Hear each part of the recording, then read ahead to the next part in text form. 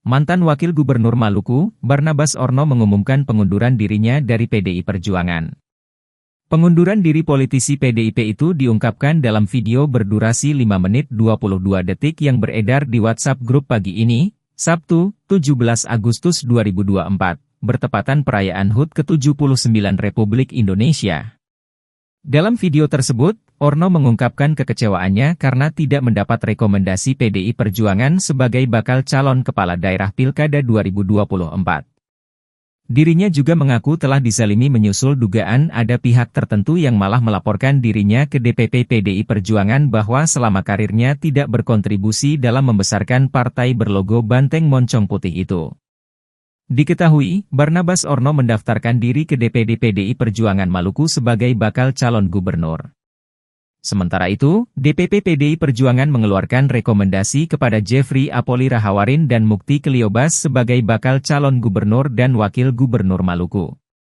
Dalam perhelatan untuk mendapatkan rekomendasi PDI Perjuangan sebagai calon gubernur Provinsi Maluku periode 2024-2029, ada pihak-pihak tertentu dalam tanda kutip melaporkan ke atas juga dalam tanda kutip bahwa selama ini saya tidak membesarkan PDI Perjuangan.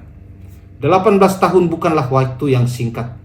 Terhitung mulai 2006 sampai dengan 2011 sebagai wakil kepala daerah Kabupaten Maluku Tenggara Barat yang saat ini berubah menjadi Kabupaten Kepulauan Tanimbar, itu direkomendasikan oleh PDI Perjuangan. Kemudian dilanjutkan sebagai Bupati pertama Maluku Barat Daya pada periode pertama 2011-2016. Kemudian periode kedua 2016-2021. Tetapi pada periode kedua di tahun kedua 2018 saya ditugaskan, direkomendasikan sebagai calon wakil gubernur Provinsi Maluku dan terpilih untuk periode 2019-2024. Dari sisi etika dan moral politik, saya merasa disolimi. Apakah selama lebih dari 18 tahun berturut-turut, saya sebagai kepala daerah dan wakil kepala daerah atas nama kader PDI Perjuangan, bukankah turut menaikkan dan meningkatkan, memperbesar elektoral PDI Perjuangan di Provinsi Maluku?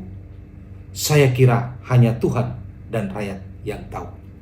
Untuk itu, perkenankan saya, Dr. Randus Barnabas Nathaniel Orno,